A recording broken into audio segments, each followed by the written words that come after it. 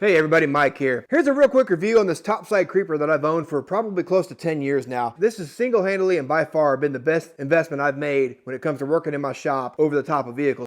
This is absolute back savers. If you've either never seen one of these or you've seen them and you've never pulled the trigger, I'm here to tell you that you're missing out. This is one of the tools you need to put in your garage. So real quick, let's show you what this thing does. This is what it looks like folded down in the lowest configuration. So if you're working on a car, you have 42 inches of clearance from the bottom side rail here to the floor. And then when we raise this thing all the way up, which is what I need to do to work on my truck, you pull out these pins like you see here. This thing goes all the way up to the highest setting in my case, which is right there.